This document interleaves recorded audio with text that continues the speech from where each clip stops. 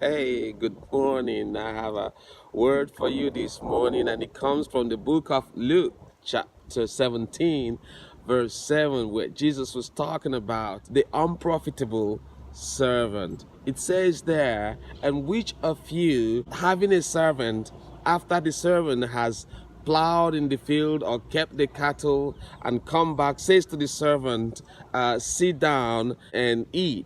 He says, no, but you said to him, you wash yourself and serve me food, and after you have served me food, then you can have your meal. And then it says that you also should behave like that, and saying, when you have served the Lord, you say, we are unprofitable servants. That's what the Lord wants us to be.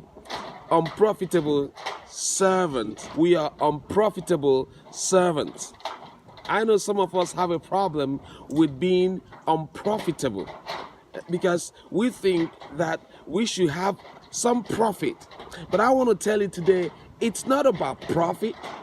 It's not about business. It's not a transaction with the one that you're serving. After we have done what we have to do, we say, well, we have done our duty. We are unprofitable servants. We are not serving God so that we will get a profit or make a gain.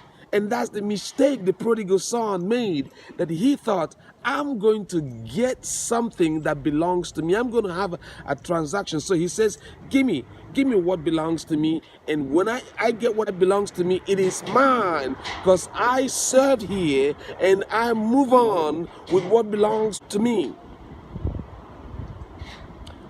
But that's what makes the difference with a servant. A servant does what he has to do, and he says, well, I've done my duty and I am not supposed to make any gain out of this. But you know, that's also what happened to the prodigal's brother. He was angry with his father. Hey, Dad, what's going on here? And the father made him understand something. The father said, hey, listen, son, I'm going to give you a revelation. You see, everything that you look around, everything, like God told Abraham, says, take a look at the stars and count them. He says, I'm going to give you children like the number of the stars you can count in the skies. The same that the prodigal son's father, the father said to the other brother, he says to him, see, everything I have belongs to you. You see, you don't have to ask for a tiny little bit of reward when everything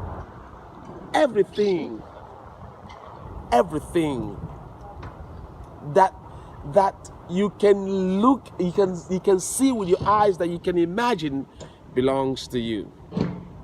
That's why God told us, saying, I can give you more than you can ask and more than you can think.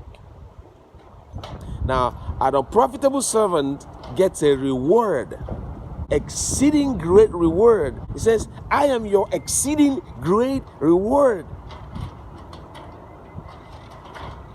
So there is a reward that comes. There is not a profit, but a reward that you receive when you serve God as a servant, not as a businessman.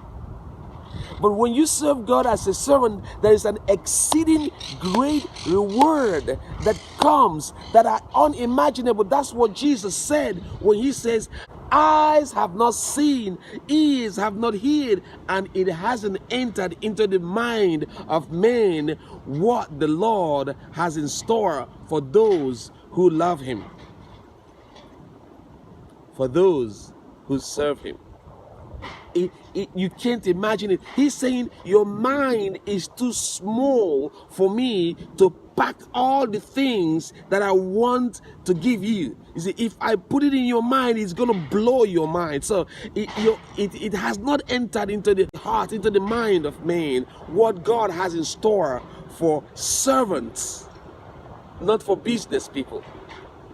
So you don't go to God and say, okay, God, because I serve you, I want a reward. You don't go to God and say, because I plow the field, now give me back. You don't go to the Lord and say, because I obey you, I want you to do this for me. That's what the prodigal did. He says, I am a son and this belongs to me, so give me. And I want to encourage you today, be an unprofitable servant. There's a reward greater than what you will profit if you receive that profit. And God give you understanding and revelation to serve God, do your duty. There's an exceeding great reward waiting for you. God bless you. Amen.